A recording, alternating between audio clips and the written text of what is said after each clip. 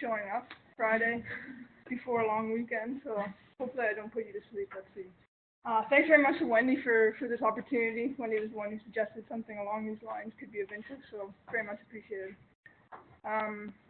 Yeah, so just to say, I do work for MAPI. It's a consulting firm, so we're busy with a lot of indirect treatment comparisons, particularly in North America. That's kind of the focus of some of the work, and those are then used to develop economic models, basically. Just to provide some acknowledgements up front, so I've tried to make sure that most of the references are included throughout the slides, so you can see where I'm taking information from. But I've worked a lot very closely with my previous colleagues at MAPI. So Jeroen Nansen and Mario Owens are both colleagues who really are responsible for developing some of these methods. Patricia Gill is a senior research associate at MAPI. She's based out of France, and she's actually at the last stage of completing her PhD at Bristol. You also see quite a lot of her papers being used in this presentation. And also thank you to Heather for reviewing these slides, the feedback. In the end, because of the hard work of our team, it's basically allowing us to kind of develop these methods and continue working in these challenging areas. And working with Heather on developing some software in R to try and make our process a bit more sort of efficient. So those things are really fundamental to sort of allowing us to do this kind of research. So the challenge that we're faced with day to day, people want to understand, decision makers want to understand sort of what is the comparative efficacy of their product in comparison to the other products in some particular indication. And of course, also sort of translating into the cost effectiveness question as well. As you all know, it sounds like there's a lot of health economists, statisticians in this sort of audience. So I think a lot of you are very familiar with this. This challenge is that ultimately a lot of the RCTs are versus placebo. So from a regulatory point of view, it's not really required in general that there's the active head-to-head comparisons. So as such, we need to still use the best information available, which is from the RCTs. Of course, this applies to all different sort of comparative efficacy as well as safety questions. What we want to focus on today is sort of how that applies to time-to-event analysis, otherwise called survival analysis. So more specifically, we're trying to pool and indirectly compare the difference between alternative treatments in terms of the survival outcomes. And of course, we're focusing here on RCTs. So again, there are methods in how can we incorporate observational evidence, but I'm not going to get into that today. So I think the objective here is we've tried to kind of build a story about sort of why this is important. So I understand Pedro has given a talk previously on sort of what is an indirect treatment comparison. So I don't want to spend too much time, but I do want to review the concept because fundamentally we're just building on that idea and applying that to survival outcomes. So it's a little bit difficult for me to strike the balance in terms of what your previous knowledge may be. So I'm trying to come up with a little bit of a review of what indirect treatment comparisons are, moving into a little bit about what is a survival analysis and sort of what information is reported in RCTs. Then moving into sort of the question of economic modeling framework. So in general, I'm sort of putting on the economic hat, so to speak, to try and understand why this is useful or why this is even needed. So we'll talk a little bit about parametric survival models, a little bit of background and how that relates to economic modeling, and getting into a little bit of specifics about oncology, because for us, most of the projects where we're applying this method is for oncology. So we'll talk a bit about that. In terms of, the core of this is actually just trying to understand how we can synthesize these parameters of interest. So basically, we'll talk about that method in general to give you an idea of how we're proposing it different from the traditional method. And we'll give you a bit of a brief kind of case study in terms of how this has been applied to an example in advanced breast cancer. When I sat down to put together this presentation, I came up with a couple hundred slides. So there's quite a lot of chapters I could continue with. I've listed a few ideas here about going into a bit more detail about the models themselves, a bit on how we can create these data sets, and something relating to how we can actually communicate these results also from an evidence synthesis point of view, as opposed to kind of focusing in on the cost effectiveness. I don't think we can get to these other areas, but certainly I can jump to these slides, or if you have any questions at any time, please jump in. If I'm going too quickly, too slowly, that's going to give me the cue. So it is a bit of a challenge to cover all this background, but it's important that you understand sort of the general idea of indirect treatment comparison, what is survival, and then how we put these things together. So feel free to jump in if you have any questions through it. So getting into an indirect treatment comparison, so what are we really talking about? So let's give a bit of background about how we structure the evidence coming from RCTs. So basically, in a randomized control trial, we're interested in looking at the treatment effect.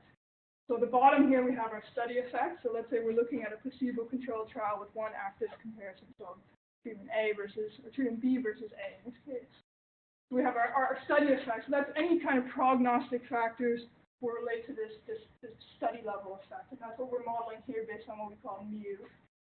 The actual treatment effect is what we're interested in terms of our meta-analysis stage. So that's the D, and that's this blue part, which is, again, what we're going to pool here in a meta-analysis, and then, of course, how we're going to indirectly compare for our indirect treatment comparison. This is a little bit on sort of how we formulate these models. We can do either arm-based models or contrast-based models. This is an example of an arm-based model and how we sort of specify those models, typically in the literature in this area. So we're saying in arm A, which is our placebo, we have a baseline effect. And then, of course, in our active arm, we have that baseline effect in addition to our treatment effect. So that's the kind of basic structure that we're talking about when we look at one RCT. So what are we trying to do when we talk about an indirect treatment comparison? So again, the challenge is that we have a network. You can't exactly see, but treatment A is over here in our network. And these are the illustrations of how we kind of summarize the available RCT evidence. So we have treatment A versus B, some number of RCTs. We have treatment A versus C, some number of RCTs. Typically, we're interested in how B compares to C.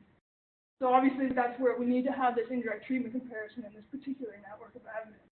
So if we think about this as having only one RCT for each of these comparisons, we have trial 1, we have trial 2.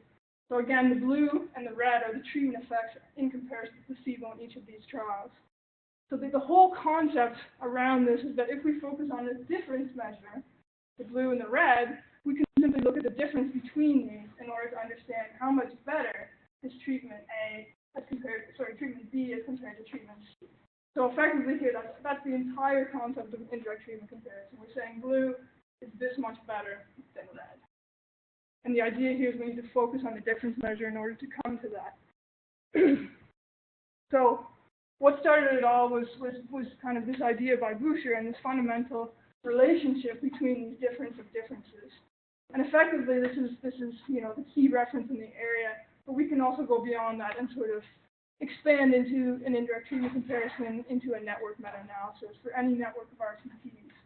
So fundamentally, this is what we call a transitivity assumption. And of course, we can look at the variance of those. And basically, the variance is just the sum of each of those components, as with any difference measure. So what that means is that in our network, we're basically adding that variance together. And so if we have a longer path in our network of evidence, we have more uncertainty. We basically weight by the inverse variance. Of course, we can also derive the standard errors. So how do we extend this? Again, we have treatment A over here. I'm not sure why it's not sure. But anyway, in this network of evidence, so we can now extend this to say, okay, as long as we have at least one treatment in common in this network of evidence, we can now link treatment D to treatment C based on additional RCT evidence. This is now getting into what we would call a network meta-analysis. And fundamentally, we're just adding this third head-to-head comparison, head-to-head comparison of C versus D. So you can see treatment D appears to be quite a bit better than treatment C. So if you think about this at an intuitive level, we're saying basically, in terms of how much better is D than C, we're just adding together these effects. So if we want to compare D to B, we know that we have to add the effect of D versus C plus C versus A. So again, we can extend this to all kind of complicated networks, but this is fundamentally the issue at hand. The other thing to say, again, keeping in mind that in the previous slide we talked about the summing of the variance. So of course, the longer this path becomes, the more connections there are, the more the different pieces of that variance, the more uncertain those estimates will become. With any kind of indirect treatment comparison, there's a lot of key assumptions. The key assumption here is fundamentally that we're looking at comparisons. So across treatments, we need to make sure that that distribution of treatment effect modifiers is comparable. That's essentially everything in indirect treatment comparison boils down to that assumption. You can extend that to if you have a closed network, looking at what they would call the inconsistency. But if there's an inconsistency, again, it just means there's some kind of difference fundamentally in that distribution of treatment effect modifiers. So what we're saying with this slide here is essentially, if we have the A-B studies up here, a mixture, so there's some heterogeneity in terms of severity, which we're assuming is a treatment effect modifier. We also have AC studies at the bottom here. We're also seeing some heterogeneity, so a mixture of moderate and severe. If we combine these, if we say that this distribution is somewhat comparable to this distribution, we can end up with an unbiased estimate of how B compares to C. In this situation over here, we run into a problem. Effectively, for our A-B studies, we're only looking at a moderate population. For our AC studies, we're only looking at severe. So if we do an indirect treatment comparison, we're not going to know whether the difference is due to the treatment or due to the severity. So this will lead to a biased indirect treatment comparison. So again, so everything fundamentally boils down to this key assumption in an indirect treatment comparison. So because of the way this comparison is and these assumptions, we need to think of approaching every single network meta-analysis as a feasibility question. We need to ask ourselves, is it actually possible to come up with a valid estimate for this indirect treatment comparison? So this is just a very top-line view of a process that we propose in terms of questions that we should ask to sort of assess whether it's actually possible or feasible to perform some kind of valid analysis. So getting into a bit more detail on this, the general idea, as with any meta-analysis, all the same concepts apply. So we first need to ask, is there a network of evidence? So can these different treatments be linked in a network that's based on RCTs? Then within that, for each outcome of interest, we need to ask the question, are these treatments actually comparable? So do we have a similar dose? Do we have a similar administration route? Can we say that the node within that is actually reasonable to say in both of those cases is similar? We can also talk about, obviously, the key thing is really the patient characteristics. So any potential treatment effect modifiers we need to consider whether there's differences. We also need to think about in terms of baseline risk. So again, we talked about the prognostic factors leading to a placebo effect. If we see extremely different placebo effects across the studies, we should question whether these things are actually comparable, or at least we need to adjust for baseline risk somehow. And then finally, the final step of the process is to look at the results. So look at the actual data going in. Do we see heterogeneity? And look at the results. Do we see inconsistencies? And we can do that in different kinds of ways. The basic idea that we want to reinforce here is we need to have a systematic process to go through to ask those questions.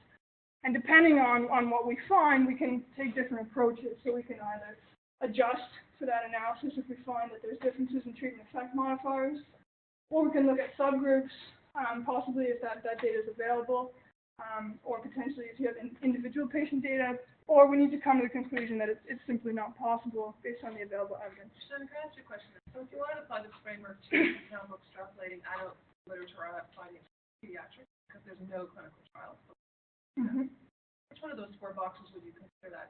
I mean, clearly there's different dosage administration, but age itself may be a significant variant. Yeah, that's a good question. So what I would say is part of the reason that we're advocating this framework is because sometimes there's no evidence available. That's the bottom line. That's the situation we're dealing with. We need to make the best use of that available evidence.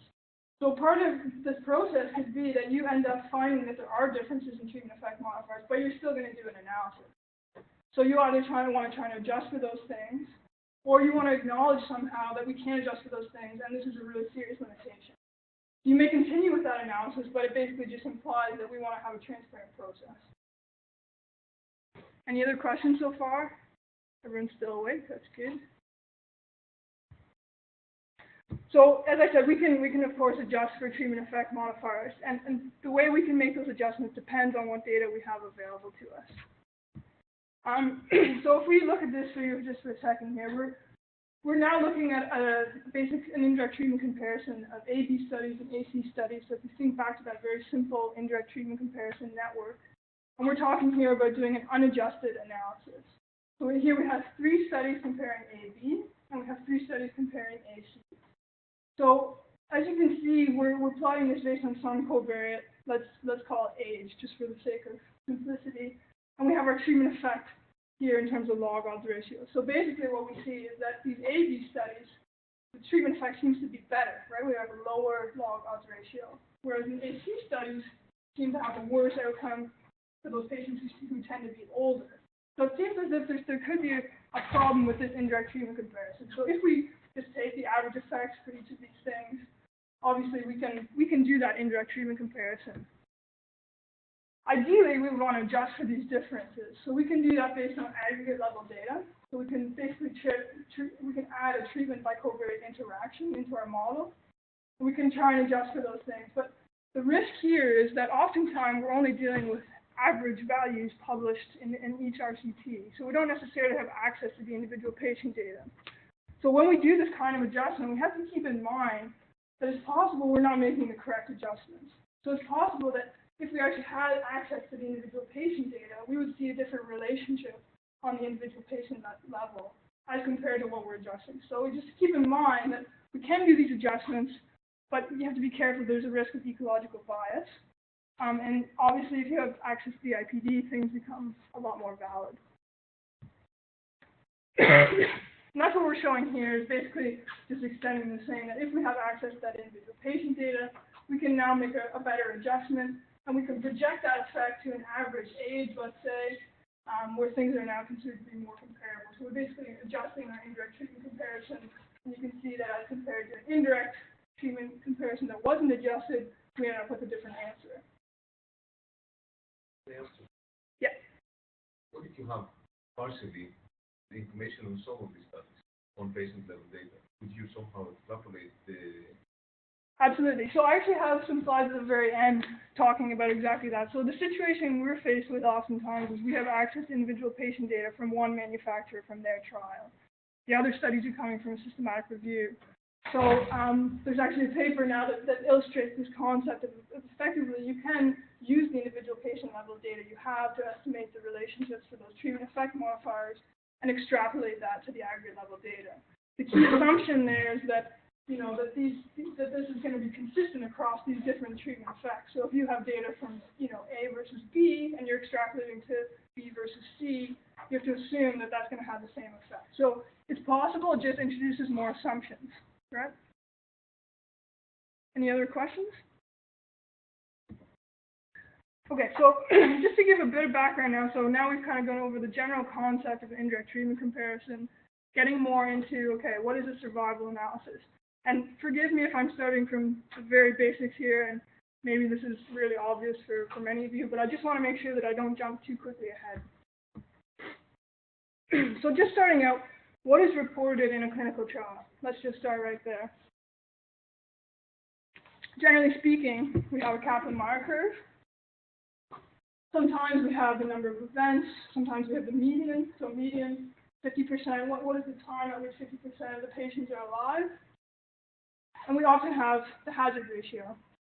And now I'm thinking about an oncology setting generally where we're interested primarily in progression-free survival and overall survival. So that's kind of what we're dealing with. The hazard ratio can be interpreted kind of similar to the odds ratio in the sense that if this includes 1, we can say it's not significant. If it excludes 1 and it's lower than 1, then in terms of the point estimate, then we can say it's significant. So let's dive into the Kaplan-Meier curve just a little bit more. So what we're actually dealing with in the data that we collect from each individual patient is the actual time alive, or the time to that event. So that's what we're dealing with. And the special thing about survival analysis, or the tricky thing I could say, is that we don't always have the data, so we have to censor in some cases. Usually that's a right censoring that's happening. So basically what that means is that at a certain time, someone drops out of the trial, so we don't know whether they've had the event, or we stop the follow-up at a certain point and a patient hasn't experienced the event yet. So basically in those cases we have some kind of censoring going on. Usually we have to assume that it's basically non-informative, sort of like a missing at random assumption. So this is how we represent the Kaplan-Meier information. So every time we have a step change, basically that means someone is having an event. Someone is dying, or in this case, dying. Could be progression-free, depending on what whatever outcome you're looking at. So effectively, the Kaplan-Meier is just taking that data and summarizing it. So it's an empirical estimate, sometimes called the product limit estimator. And we can say this is the formula that applies.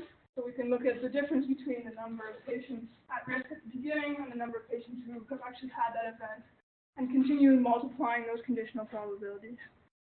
So that's basically what is a Kaplan-Meier.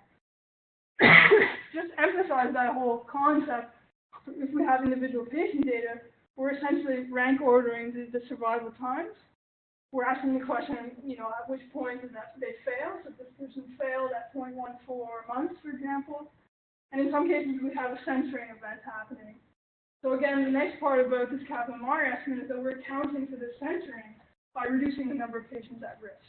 And so we come up with our percentage of patients who have an event, and then we're multiplying those down to get our survival estimates, our Kaplan-Meier estimates. So when we say Kaplan-Meier, that's what we're thinking about. So I don't want to get into too much detail here, but it's really important when we're talking about modeling survival. Typically, people say we're modeling survival, but we're actually modeling the underlying hazard related to that survival. So basically, this is what we're used to seeing, the data that we have, the survival. And again, because of the censoring, this is our starting point. But we can also think about this in terms of the other distributions. So we can say, if we look at the 1 minus this, we come up with our cumulative distribution, right? So this is, you can see the similarity in those things. So here we're relating this to death. Here we're relating this curve to survival. This is actually probability density function. This is actually the data that we're dealing with. So this is the actual instantaneous probability of death. That's actually the data itself. And then, of course, we have the hazard function. Basically, what that means is the instantaneous risk of that event, given that you're alive at that particular time point. So we can add those formulas for anyone who finds that helpful for the statisticians in the crowd.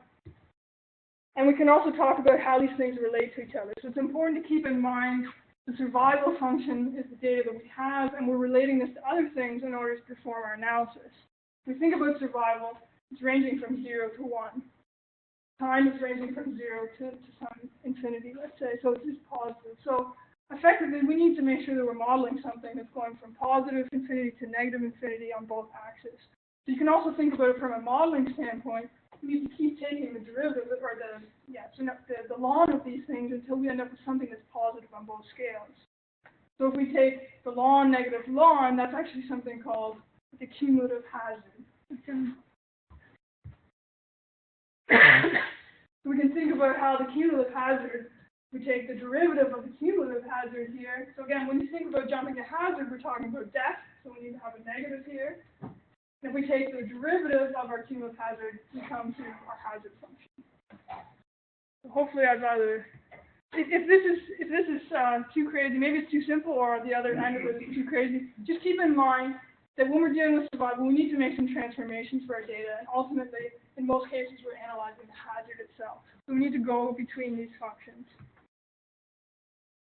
What is the other thing reported in a clinical trial is the constant hazard ratio.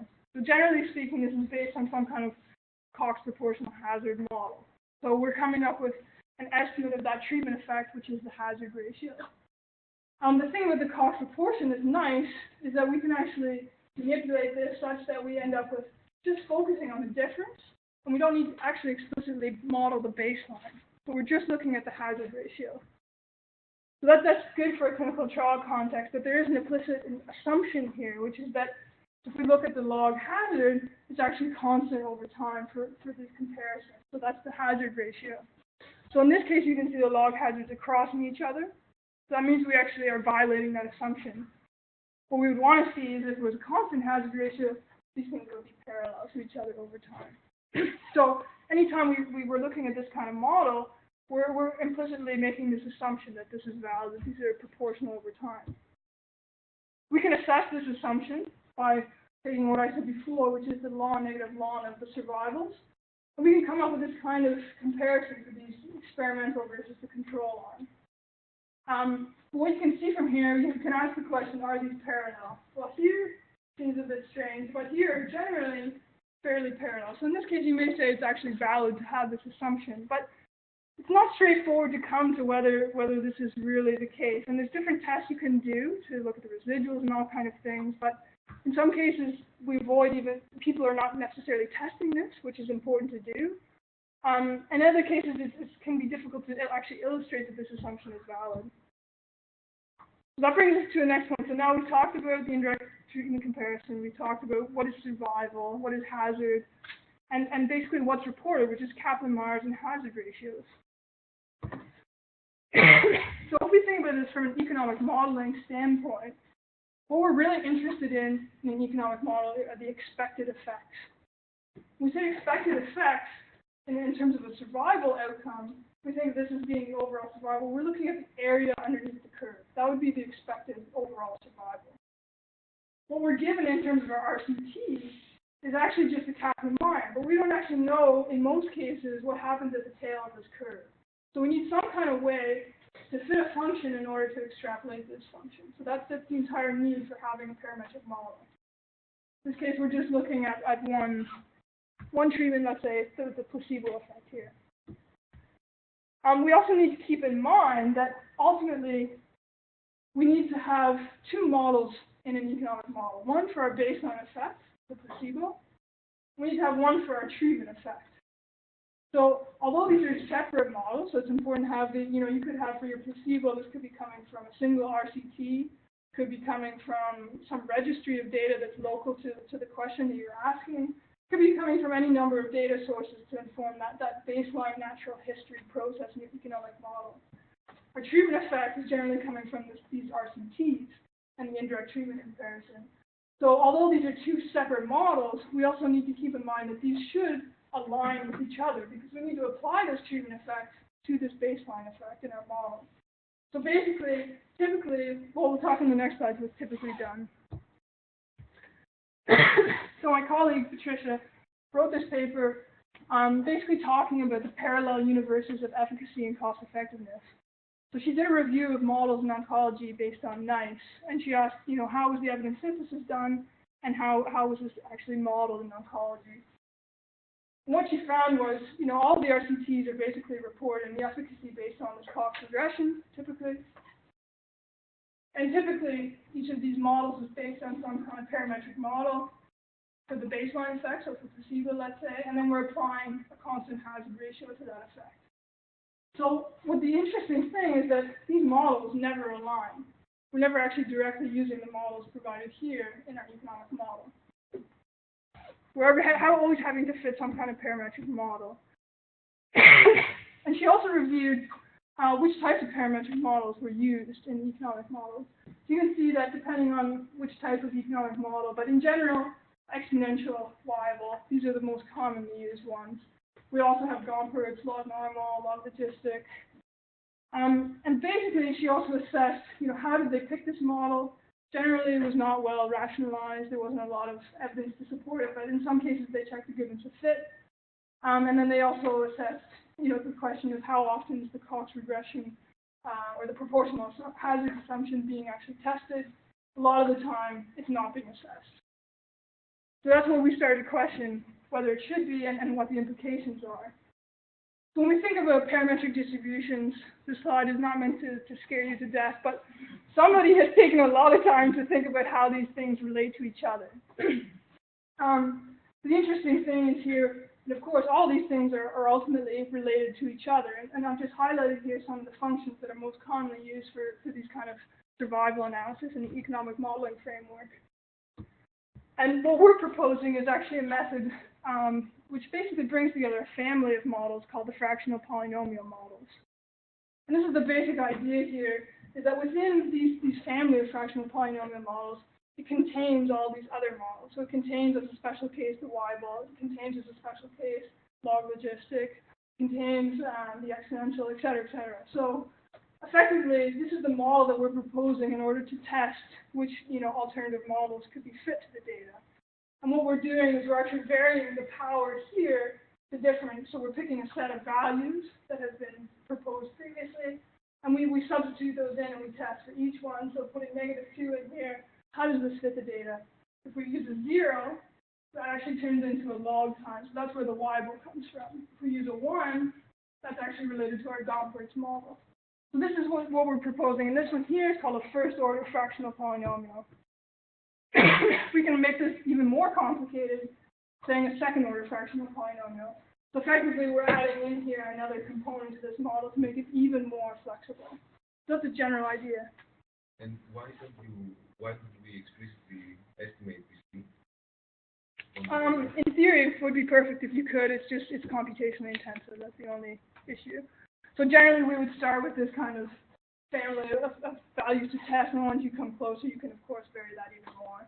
Or, in theory, you could set that to be also a parameter in your model. I think it's just very difficult to solve that. So kind of when we get into the synthesis, you're going to come back to this fractional polynomial idea, or you can even think about it in terms of a Weibull model. So these are the kinds of models that we're advocating for this type of evidence synthesis. So to give you now a sense of actually what we're proposing and how it compares to the previous, we'll go through a few more slides. So in a traditional analysis, whether that's meta-analysis or indirect treatment comparison, typically they're just taking the log hazard ratios, the hazard ratios that are reported in the studies and the RCTs, and basically estimating the standard error associated with that. So that's the input for our analysis. We use a fairly simple model to combine these in terms of the synthesis. So we're actually, again, the hazard ratio is already our difference measure. So we can use a contrast-based model here of the difference measure for each study, for each treatment, K versus comparator B. And basically here we're just assuming a normal because, log hazard ratio is just turning into a continuous outcome. And then basically, in this case, we're using a random effect model. So that's essentially, the meta-analysis part. And here we can say that this is our transitivity assumption, where we're actually implementing the difference between these for the indirect treatment. So that's basically, in essence, we're taking those hazard ratios, we're performing the indirect treatment comparison on the continuous data using a fairly simple model. And of course, the output, we can indirectly estimate all of the hazard ratios that we're interested in having. And as I said before, typically what's done is these constant hazard ratios are applied in the economic model to some kind of baseline, let's say, placebo model. So what we're proposing now, instead of looking at the hazard ratios, is that we want to actually look at the parameters of the survival curves. So what we're saying is we're actually going to extract the Kaplan-Meier data from each RCT that we identify from our systematic review. And we're going to look at the number of patients at risk associated with each of these different Kaplan-Meier curves. We're then going to apply a slightly different model, which now, instead of having simply one parameter, we actually introduce a second parameter. So we're actually looking now at a kind of two-dimensional effect in terms of our treatment effect. What this means is that the output of our analysis is actually the parameters of the hazard, the difference in those parameters, I should say. So, for example, the difference in the parameter of treatment A versus B, both in terms of the scale and the shape. Those are the parameters that we're interested in estimating here. Once we have those parameters, we can then estimate our hazard ratio as a function of those parameters. We have the difference in the scale here. We also have the difference in the shape. And again, you can see that this is based on our indirect treatment comparison model. This shape, in this case, is dependent on log time, which means we picked a Weibull model in this case. So what we end up with is a hazard ratio that actually changes over time. So instead of a constant hazard ratio, we have this time-varying hazard ratio for each treatment comparison versus placebo, for example. As a function of the hazard, if we assume some kind of baseline hazard, that can be just an average of the scale and shape for the placebo, we can then transform that into the survival. So that basically ends up being also an output of this analysis. And that's, oh, hello. Fuse is going to sleep. It was right at the peak of my method as well.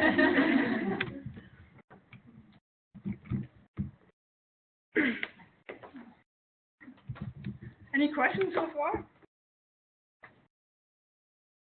How many feel like this is totally lost or totally simple? Which end of the spectrum are we at right now? Making sense so far? Some nods, some people asleep. Okay.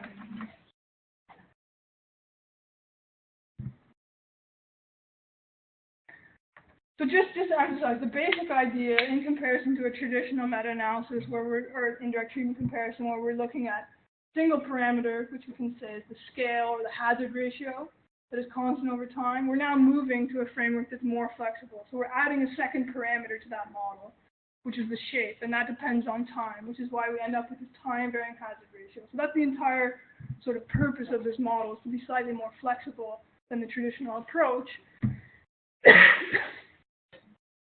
Thank you. So again, just to emphasize here, we have a constant hazard ratio. In comparison, if we talk about a time-varying hazard ratio, we now have this extra part to our model, which is depending on time. So if we say the hazard is proportional to time, this is what we would call a Gompertz model. So this is actually t to the power of 1 here. If we say that it's proportional to the ln time, this is t to the 0, which transforms to this ln. That's a Weibull model. So again, for all these things, now we have a hazard ratio that's changing over time instead of a constant hazard ratio. Yes, I think we've already kind of gone over that part. So fundamentally, it is getting a bit more complicated. It's a bit more complicated to communicate to people easily, but there are certainly advantages of taking this approach. A lot of times what you see, the hazard ratios aren't always reported. So there's some ways you can try and derive that hazard ratio, but oftentimes you see that if the Kaplan-Meiers are coming very close to each other, it may not be reported more often. So if we don't have that reported hazard ratio, there's a risk that we're introducing a bias. So the nice thing about this is we're taking the Kaplan-Meier curves, and hopefully we end up with, a broader overview of the evidence base itself. The main thing here is that this model is no longer, relying on this proportional hazard assumption. So if we see Kaplan-Meier curves that cross each other, we already know for sure that that assumption is not valid. If they don't cross each other, you can also question, depending on the hazard, whether it's valid. And then you have to sort of test based on the hazard itself, or the log hazard. The nice thing about this also is that, so our output could be the survival curves themselves. So we can also align the models for our economic model. The baseline is actually fitting also with the treatment effect. So just as an example, if you use a log logistic as your baseline, it's not appropriate to apply a hazard ratio because it doesn't work in that framework. So this kind of avoids that issue and allows you to incorporate potentially more data about your baseline effect as well from all the different RCTs as opposed to maybe just your own trial or a single sort of subgroup. And then finally, the entire motivation of having this more flexible model is that ideally it's fitting the data better and hopefully leading to more accurate results. So just in terms of sort of oncology specifically and relating this back to economic models, we just want to emphasize the importance of this kind of framework for this type of modeling exercise. So one of the most commonly used models for oncology, again, we did a review based on the NICE website to sort of identify which models are being used typically. And this one came out as being the most frequently used. So basically, it's a very simple model. So we're just saying how long are patients spending pre-progression, how long are they post-progression, and how long are they alive. That's the basic structure that we see quite often, especially when we only have access to aggregate level study data. So what's reported in the RCTs? We can estimate obviously the rate of progression from the PFS curves. We can also obviously estimate the changes in terms of the overall survival. One thing to note is that actually what's sort of reported in the RCTs is for all patients. So we can't actually derive from our published data necessarily when people are transitioning from the PFS stage to the death. So this model is a simplification based on the available data, such that it's assuming that you first have to move to progression before you can die. So again, if you have individual patient level data for all your RCTs, you definitely want to explicitly model that transition that's missing from here. But the nice thing, again, about this model is its simplicity. So what we can see is that if we have a model for our PFS for one treatment, and we have our model for overall survival, we can actually say that the area underneath this PFS curve relates to how long that patient or the average patient spent in the progression-free survival time or health state. And then similarly, if we look at the difference between the overall survival and the PFS, we can say that the area in here really reflects that sort of post-progression health state. So this is a very simple model and very useful, in fact.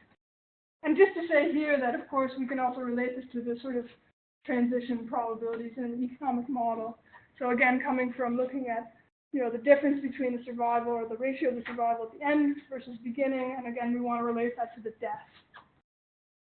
So we can derive then the cumulative hazard. So getting into a brief case study in breast cancer. I'm going to go through this a little bit quick because I think I'm running out of time here. But this is a publication that we did for basically for AstraZeneca, looking at how fulvestrant 500 compared to all the other hormonal therapies in advanced breast cancer, and this was in a second-line context. This is a network of evidence. You can see it's quite an extensive network, despite the sort of limited evidence. So not a lot of evidence, but we have extracted all of the curves from the Kaplan-Meiers for the progression-free survival. So we're focusing here on the synthesis part for the PFS right now. So that's kind of the data going in. The results coming out, again, keep in mind the results are in terms of the parameters of the distributions. So in this case, we tested 3 different distributions: Weibull, log normal, and log logistic. And we can test a different fit of those. So actually, in this case, the log normal ended up being the best fit out of these 3. But it's important to have this kind of sensitivity analysis. So here we're just presenting the actual results in terms of the PFS curves for all the different treatments. You can see that fulvestrant 500 does indeed come out on top, but of course these are all very close to each other.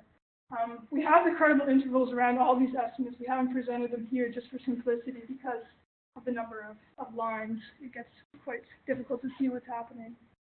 So this is really, once we have those parameters, again, we can estimate this expected progression-free survival.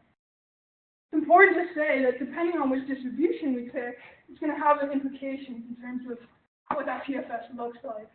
So if we pick the log logistic, we end up with sort of a longer tail.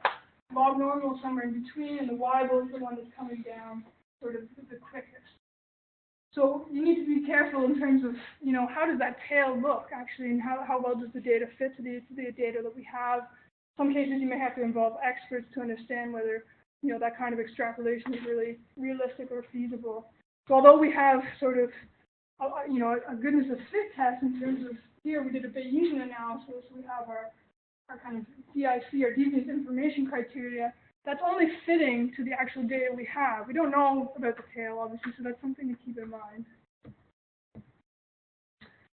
Now if we look in terms of the expected progression-free survival, effectively, each one of these things reflects one treatment. So you can think of this as sort of the expected absolute effect per treatment. You can see that the red one here is fulvestrant 500. So depending on which distribution we pick, you end up with different results. And of course, if we look at the differences between these in terms of how fulvestrant 500 relates to these other treatments, again, we see a difference depending on the different distributions. So overall, the idea here is that once we put this into our economic model, actually the PFS ends up being sort of the driver of our cost-effectiveness results. So it's important to keep in mind that these kind of methods and the choice of these distributions and these models do have an impact, possibly, the primary impact in your economic model. So that's actually sort of the story I wanted to tell. Now I have a lot more slides on the actual models, how to create these things. So I'll just maybe open it up to questions now.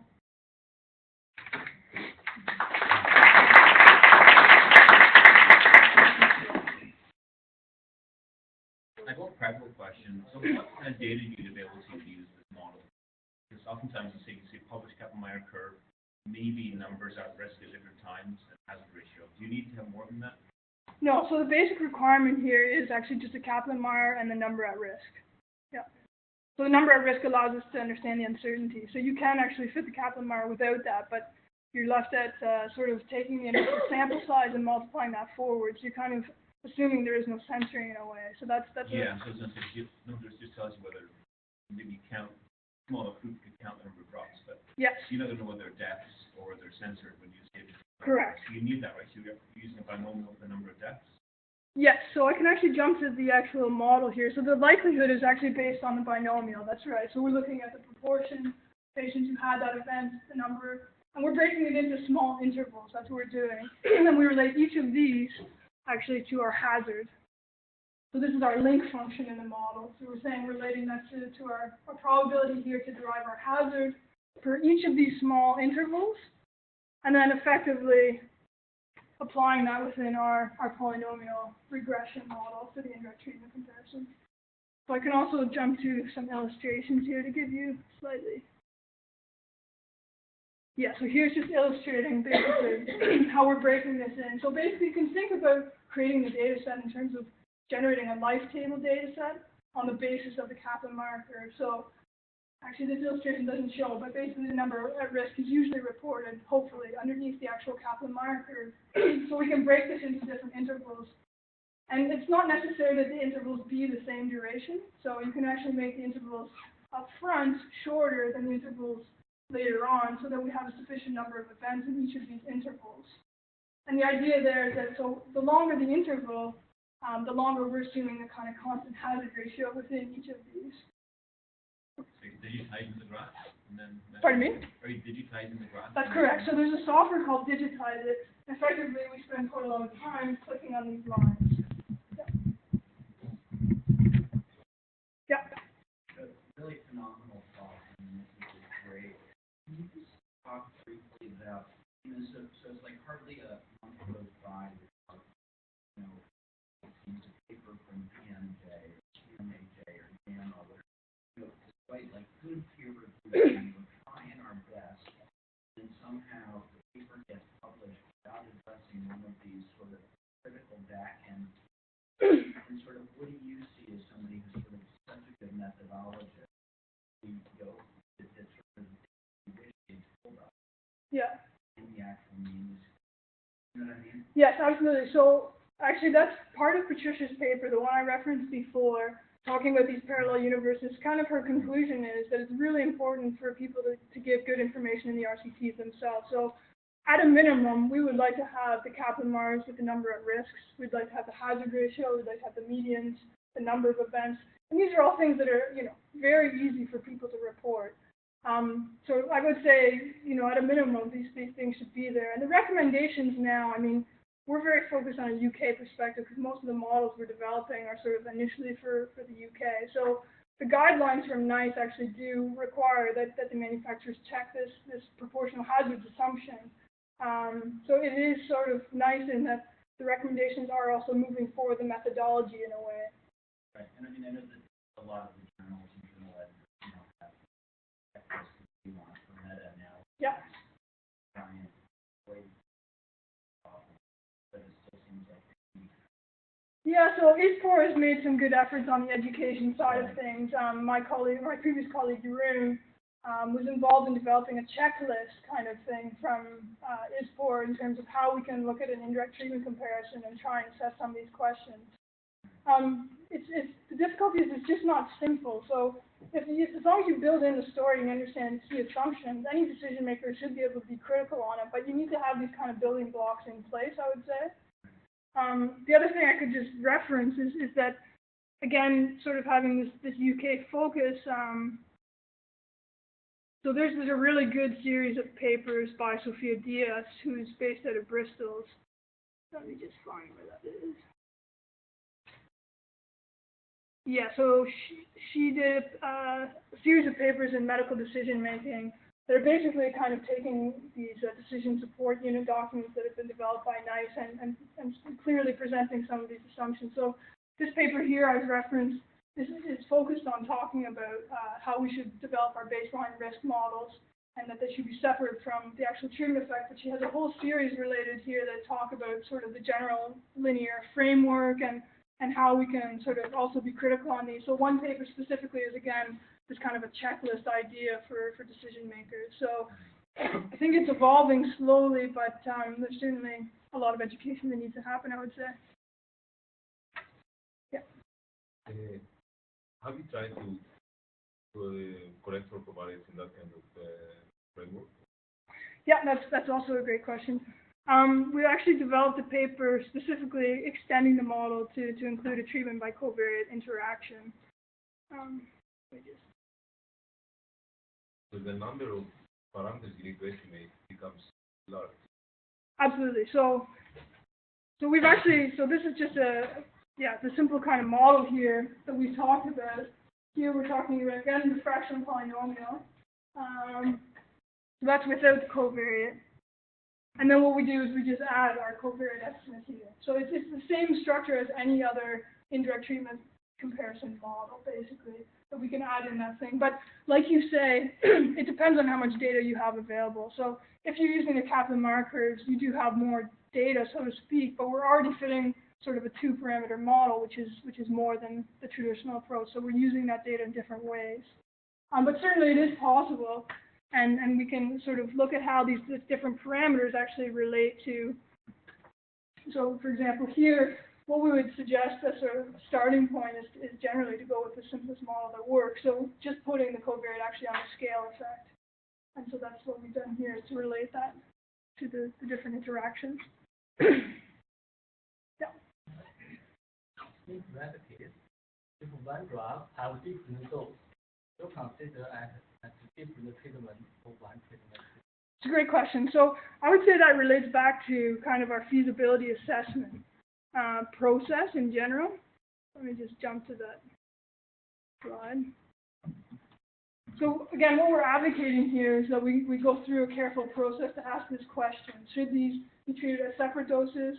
And our base case scenario would be always treat them as separate. So from a decision maker point of view, they want to understand for that particular dose, what decision should they make. So generally speaking, if it's possible to do an analysis in that framework, then we would suggest to do that. Now, sometimes you may go through your feasibility assessment and say it's not possible. So then, of course, you can say, okay, if we don't have sufficient data, maybe we can combine 2 doses. The underlying assumption there is that that's not a treatment effect modifier, that that's really reasonable to do that. And again, what's important for us is to work very closely with the clinician. So we can go through the process and say, here's the evidence that's available, here's the assumptions that are going to be necessary, and we have to ask the clinicians, does this make sense? Would you agree to this? As far as I know, some people consider some interaction between dose effects. Those considered as totally independent treatment to technique research. Yeah, absolutely. And I think the other thing to say is that there's also papers out there that actually relate different doses within the model for the indirect treatment comparison itself. So we can also leverage that relationship if we understand whether there's a dose response, for example. You can integrate that other evidence into your model as well. I'd like to conclude the round. Perfect time today. Thanks everybody.